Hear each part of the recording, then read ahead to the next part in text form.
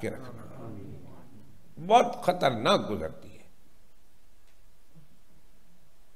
बंदा इतना मजबूर हो जाता है, इतना मजबूर, न खुद खाने जोगा न अपनी औलाद को खिलाने जोगा।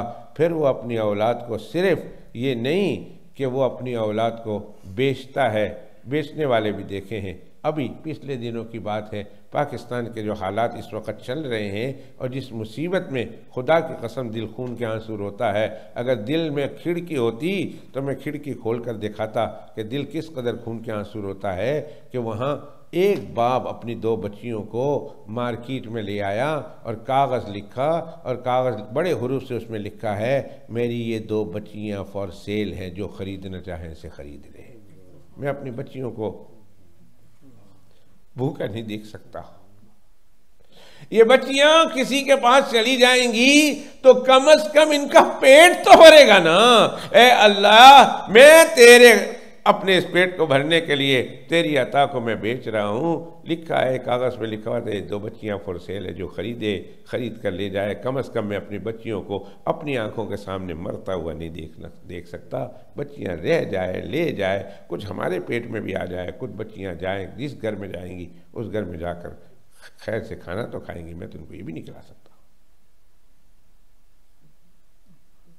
अल्लाह, बाज माँ बाप अपने बच्चे की फरमाइश को, रोटी को, जी हां, ये मैंने पढ़ा और मेरे पास कागज है, व्हाट्सएप में वो मौलाना साहब ने लिखा, बाज माँ बाप अपने घर आए, बच्चियों ने पूछा, बाबा खाली हाथ आ गए, आप हमारे लिए रोटी नहीं लाए।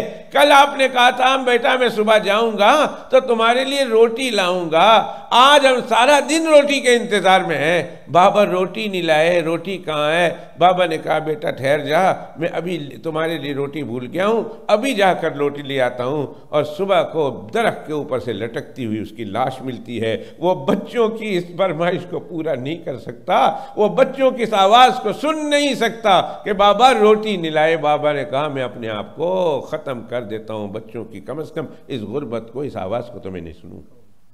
जाता है घर से, चादर लेकर लटक जाता है, शोर होता है, पता चलता है लाश उतारो उतारो तो उसी बाबा की थी जिसने अपने बच्ची को कल प्रॉमिस किया था कि आज रोटी ले आऊंगा।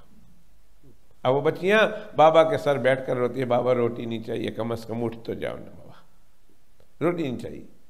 एक बच्ची रोती हुई कहती है, कसम बाबा की मैं नहीं रोटी मांगूंगी बाबा, सारी जिंदगी नहीं मांगूंगी, आप मुझे भूखा रखेंगे, मैं रोटी नहीं मांगूंगी। बाबा उठ तो जाओ ना, बाबा उठ तो जाओ ना, बाबा उठ तो जाओ ना। क्या उन लोगों के खानदान पर गुजर रही होगी। और कुछ वाकयात इसी महंगाई के दौर में हम सुन रहे, इसी महंगाई के दौर में बाप ने एक बच्ची को अपने सामने बांधा रस्सी के साथ और एक बच्ची को अपने पीठ के ऊपर बांधा। 2 बच्चे, एक इधर सामने बांधा, एक पीछे बांधा, रस्सी दोनों को बांधी और बाप ने छलांग लगा ली और दरिया में गया और खुद भी फौत हो गया और दोनों बच्चियों को भी साथ ले गया अपने साथ। कैसे बीवी को भूखा देख सकते हैं हम बुढ़ापे में? सारी जिंदगी तुम्हारे साथ रही, लाइफ पार्टनर, सोलमेट, ऐसे ही बोलते ना, जिसने तुम्हारे साथ अच्छे बुरे दिन गुजारे, अब आज वो रोटी की मोहताज हो गई और रोटी में उसको नहीं खिला सकता, कैसे बर्दाश्त कर सकेंगे? फरमाया ना मेरे उम्मतियों, मांगो अल्लाह सुब्हानहू व तआला से कि अल्लाह जब हमारी ज़िंदगी के आखिरी अय्याम चल रहे हों और ख़त्म होने वाली हो हमारी ज़िंदगी, अल्लाह उन दिनों में हमारी रोज़ी बढ़ा देना, बढ़ा देना, बढ़ा देना, हमारी रोज़ी बढ़ा देना, ख़त्म ना हो। कितनी ज़बरदस्त दुआ है। सरवर दो आलम सल्लल्लाहु अलैहि वसल्लम कमज़ोर होंगे, हड्डियाँ कमज़ोर होंगी, काम करने जोगे नहीं होंगे।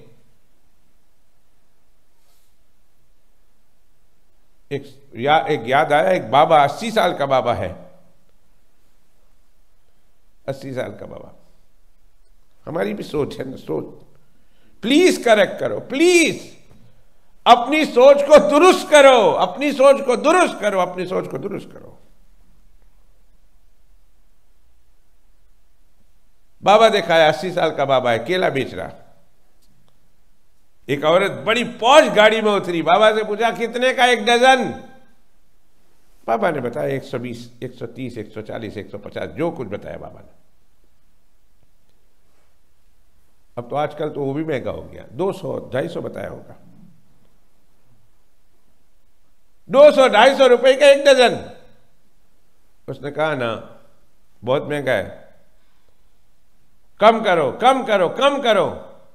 250 से वो 120, 125 यानी निस्फ प्राइस पर वो से डजन केला लेकर जाती है बाबा से।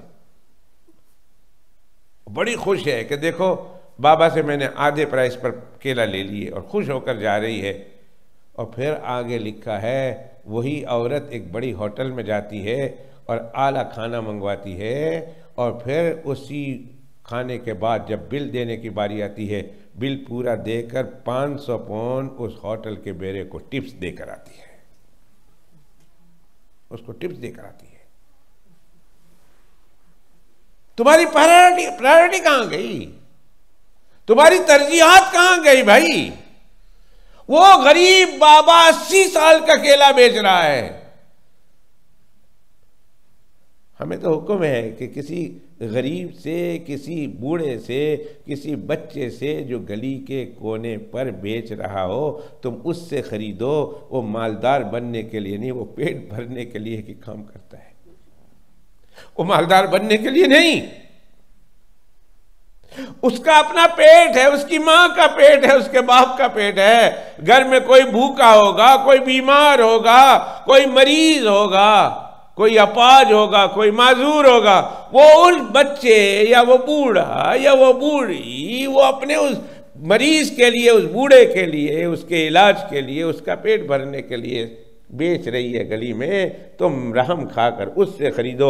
वो मालदार होने के लिए नहीं, वो पेट भरने के लिए बेचता है। आज हम बड़े बड़े सुपर स्टोर में जाते हैं, वहाँ इसलिए जाते हैं कि वो लोग उससे मालदार हों, और ये गरीब को छोड़कर उधर जाते हैं। प्रायोरिटी अपनी चेंज करने की ज़रूरत है, अपने मुल्कों में प्रायोरिटी चेंज करने की ज़रूरत। और जब जाते हैं, मुझे याद आया एक वाक़या मैं सुना दूँ। मैं आप लोगों को ये जो बताता हूँ, मैं अपने, मुझे किसी ने कहा मैं आप लोगों के सामने इसलिए नहीं बताता कि मैं अपनी बात बताऊँ, मैं इसलिए बताता हूँ कि आप लोग भी कभी अल्लाह ऐसा मौका लाए तो आप लोग भी इस पर अमल करें। मैं जब गया था मक्का शरीफ और मदीना शरीफ जा रहा था, तो हमारे बुज़ुर्ग ने हमको मिन जुमला नसीहतों में से एक नसीहत ये की कि जब तुम ओहद पहाड़ पर जाओ और ओहद पहाड़ के दामन में कुछ काली औरतें वहाँ खजूर भी बेच रही हैं, वहाँ फूल बूटे भी बेच रही है, वहाँ कोई पत्थर भी बेच रही है, वहाँ कोई और चीज़ें, उन्होंने कहा तुम्हें ज़रूरत नहीं भी है, फिर तुम उनसे खरीदो, तुम उनसे खरीदो।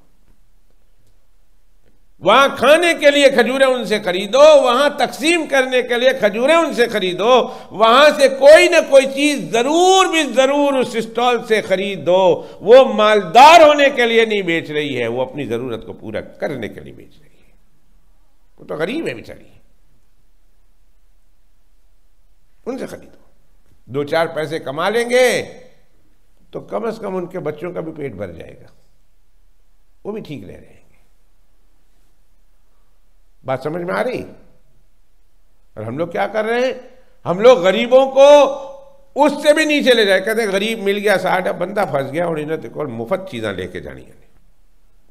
200, 250 की 120 के लेकर जा रही और बड़े फख्र के साथ जा रहे। देखा मैंने इस बाबे को लूट लिया, 120, 250 से 120 और 125 में खरीद लिया। मगर वही औरत जब बड़ी होटल में जाती है तो 500, 500, 1000 की टिप देकर आती है, बिला वजह।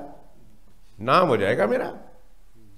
वहां उससे बेचारे से 20-25 पौन उसे न 25 पैसे कमाने न दिए, और यहां 500, 500, 1000 देकर आती है सिर्फ नाम बनाने के लिए। खुदा के वास्ते, खुदा के वास्ते, खुदा के वास्ते अपनी तरजीहात को बदलो, प्रायोरिटी चेंज करो। मैं कह रहा था इस बुढ़ापे में कितनी तकलीफें। अगर रोजी ना मिले, बंदा कमजोर, बंदा के घर में मरीज, बंदा के घर में छोटे बड़े, और बंदे के पास मोहताजगी शुरू हो जाए, उसकी तो जिंदगी तबाह हो बर्बाद। वो तो परेशान हो जाता है। फरमाया जनाब रसूलुल्लाह सल्लल्लाहु अलैहि वसल्लम ने, अल्लाह से दुआ करो, अल्लाह ज़िंदगी के आखिरी अय्याम में जब मेरी आखिरी उम्र चल रही हो, मेरी रोज़ी में बरकत डाल दीजिए, मेरी रोज़ी में इजाफा कर दीजिए। आप सबके लिए मैं मांगता हूँ, आप कहें आमीन। और मैं अपने लिए भी मांगता हूँ, आप कहें आमीन। अल्लाह मेरी भी आखिरी अय्याम में, मेरी भी रोज़ी में अल्लाह बेहिसाब बरकतें अता फरमाए। अल्लाह हमारी औलाद और नस्ल में, अल्लाह हमारे रिश्तेदारों में, हमारे दोस्तों में, हमारे चाहने वालों में, हमारे से मोहब्बत करने वालों में, हमारे ऊपर एहसान करने वालों में, अल्लाह सुब्हानहू व तआला उन सबको ये हालात नसीब करे।